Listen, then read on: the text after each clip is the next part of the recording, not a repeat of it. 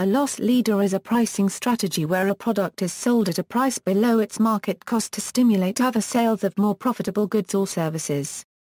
With this sales promotion a marketing strategy, a leader is used as a related term and can mean any popular article, that is, a one sold at a normal price.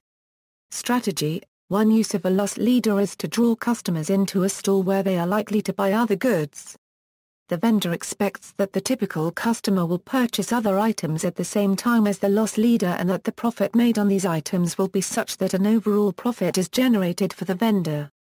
Loss lead describes the concept that an item is offered for sale at a reduced price and is intended to lead to the subsequent sale of other items, the sales of which will be made in greater numbers, or greater profits, or both. It is offered at a price below its minimum profit margin not necessarily below cost. The firm tries to maintain a current analysis of its accounts for both the loss lead and the associated items, so it can monitor how well the scheme is doing, as quickly as possible, thereby never suffering an overall net loss. Marketing academics have shown that retailers should think of both the direct and indirect effect of substantial price promotions when evaluating their impact on profit. To make a very precise analysis, one should also include effects over time. Deep price promotions may cause people to bulk buy, which may invalidate the long-term effect of the strategy.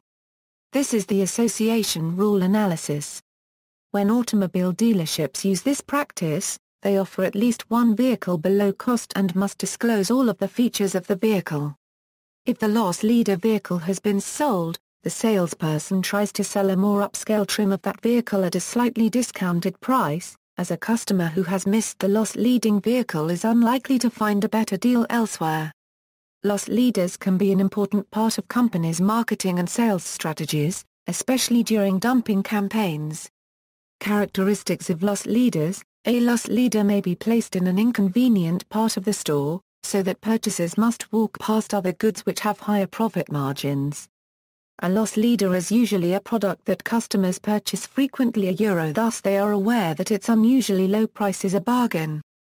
Loss leaders are often scarce, to discourage stockpiling. The seller must use this technique regularly if they expect their customers to come back. The retailer will often limit how much a customer can purchase. Some loss leader items are perishable and cannot be stockpiled.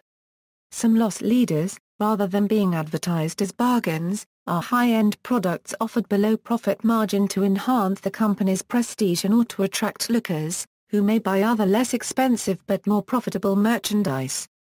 Some examples of typical loss leaders include milk, eggs, rice, and other inexpensive items that grocers would not want to sell without other purchases. Examples: record albums. The Warner Reprise loss leaders were a series of promotional sampler compilation albums released by Warner Brothers Records throughout the 1970s.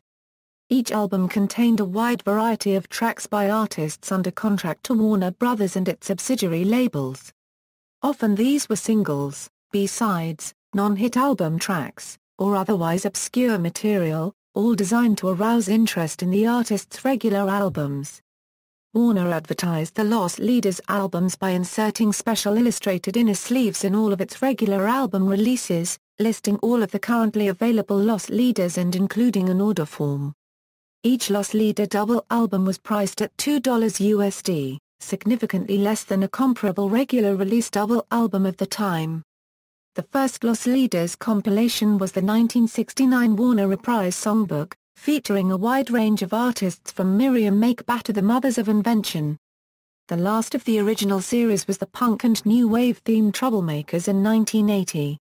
Video cassettes. In 1979, American businessman Earl Muntz decided to sell blank tapes and VCRs as loss leaders to attract customers to his showroom, where he would then try to sell them highly profitable widescreen projection TV systems of his own design. His success continued through the early 1980s.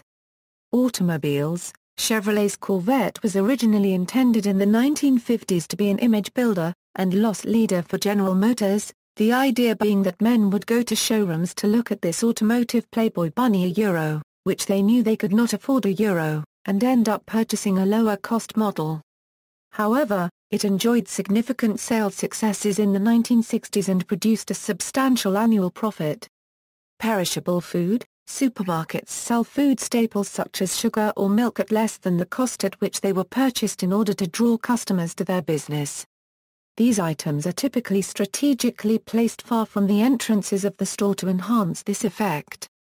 In the case of milk, dairy farmers claim that so-called price wars are devaluing milk in the minds of consumers. Inkjet printers. Inkjet printers are commonly sold at a loss.